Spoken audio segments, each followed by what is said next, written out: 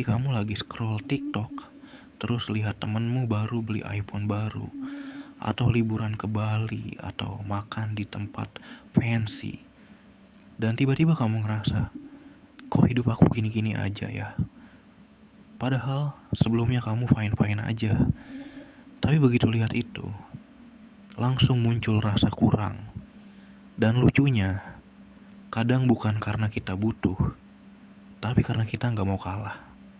Kita pengen ngerasa setara sama orang lain, tapi yang sering nggak kita sadar, itu bukan cuma soal gengsi. Itu soal rasa cukup yang pelan-pelan hilang dari hidup kita. Bayangin hidup itu kayak balapan maraton. Semua orang punya jalurnya masing-masing. Tapi masalahnya, kita sering nyontek lintasan orang lain. Si A udah bisa beli motor, si B udah punya tabungan, si C udah jalan-jalan ke luar negeri. Dan kita panik karena ngerasa tertinggal.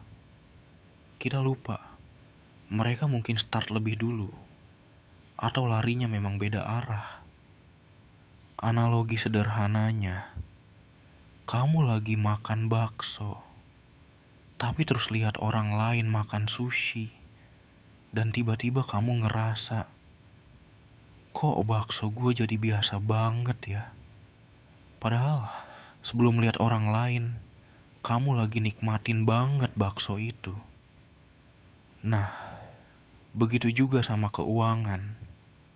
Rasa cukup itu hilang, bukan karena kita kekurangan, tapi karena kita membandingkan. Di era sosial media, perbandingan itu udah kayak napas. Kita nggak cuma bandingin barang, tapi juga gaya hidup, pencapaian, bahkan hubungan. Dan efeknya, kita jadi sering impulsif buying, beli barang yang nggak perlu cuma biar ngerasa, aku juga bisa. Padahal ujungnya stres, karena duit habis, tapi hati tetap kosong. Anak muda sekarang bukan cuma butuh uang, tapi butuh damai secara finansial. Damai itu bukan berarti kaya, tapi bisa bilang, aku cukup dengan yang aku punya sekarang. Ironisnya, kalau kita terus ngejar pembuktian, uang sebanyak apapun bakal tetap terasa kurang. Biar kita bisa ngerasa cukup, nih, coba 3 langkah kecil. 1, unfollow atau mute akun yang bikin kamu ngerasa kurang.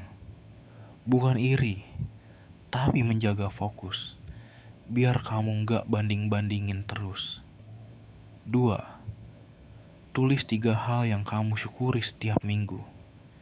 Bisa sesederhana punya kerjaan, masih bisa nongkrong, bisa bantu orang tua.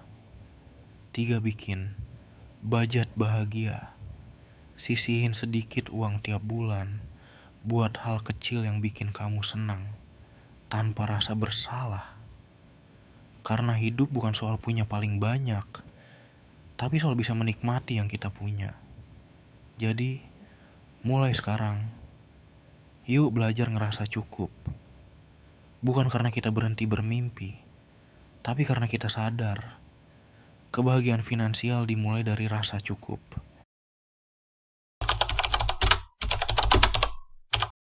Kadang, kita terlalu sibuk ngelihat hidup orang lain, sampai lupa nikmatin hidup kita sendiri. Padahal, cukup itu bukan soal berapa banyak yang kita punya, tapi seberapa dalam kita bisa menghargainya. Uang, barang, pencapaian, semuanya cuma alat. Tapi rasa cukup, itu pilihan. Jadi, mulai hari ini, sebelum kamu klik check out, sebelum kamu bandingin hidupmu sama orang lain, coba tarik napas dan tanya, aku beli ini karena aku butuh, atau cuma pengen ngerasa cukup kayak mereka? Kalau kamu bisa jawab jujur, disitulah financial peace kamu mulai tumbuh.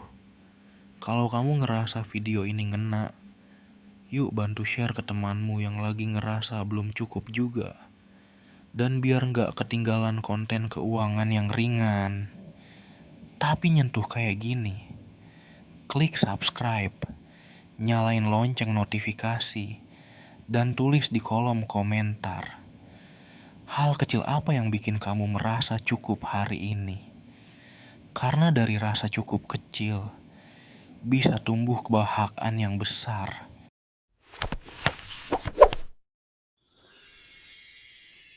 Terima kasih sudah menonton.